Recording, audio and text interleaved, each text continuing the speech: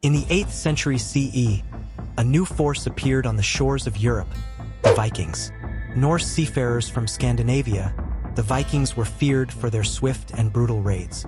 But they were more than just raiders. They were explorers, traders, and settlers who reached as far as North America and the Middle East. Their impact on European history was profound, influencing trade, culture, and warfare. This is the story of the Viking Age. The people we know as Vikings were seafarers from Scandinavia, hailing from what is today Norway, Denmark, and Sweden.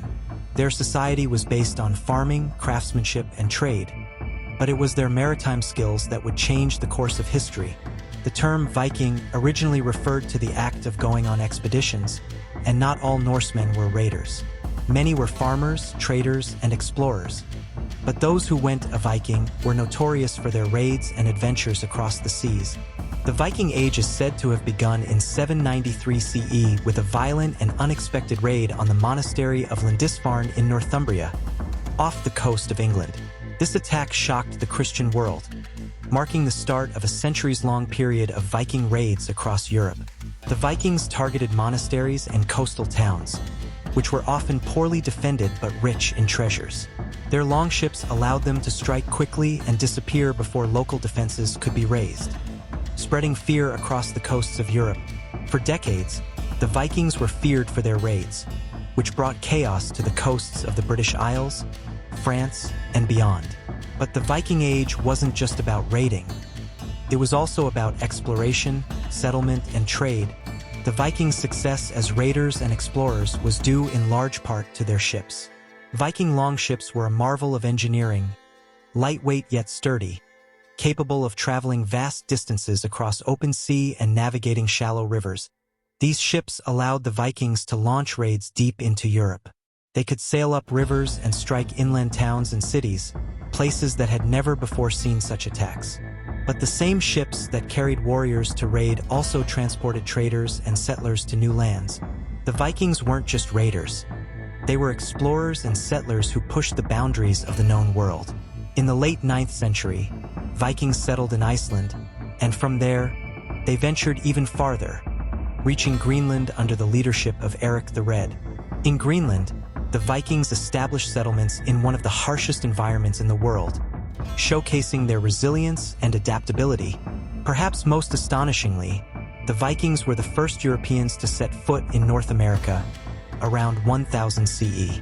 Led by Leif Erikson, they established a short-lived settlement at Vinland, located in modern-day Newfoundland, centuries before Christopher Columbus's famous voyage. While the Vikings are often remembered as fierce raiders, they were also skilled traders who established vast networks connecting Europe, the Middle East, and beyond.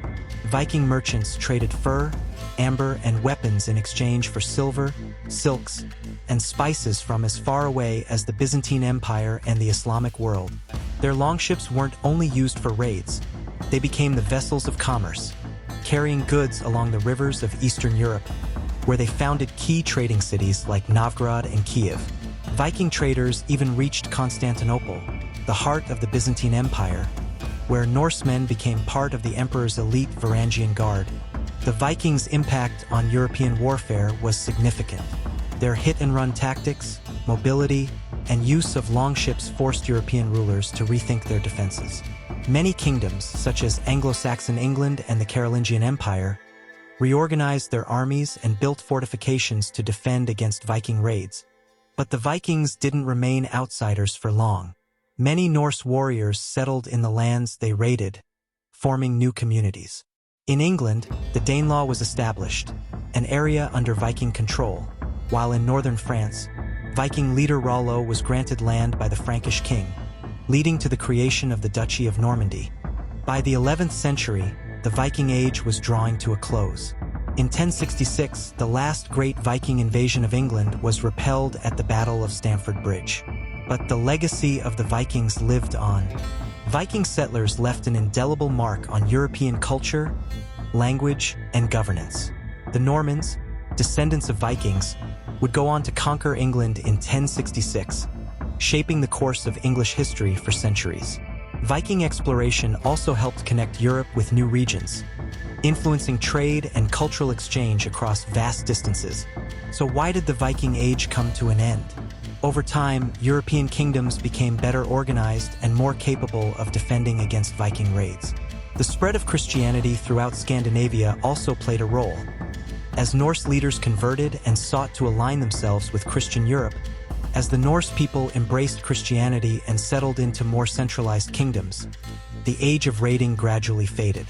By the 11th century, Scandinavia had become an integral part of the Christian world, and the Viking Age was over. Though the Viking Age ended nearly 1,000 years ago, the legacy of the Norse seafarers continues to captivate the world.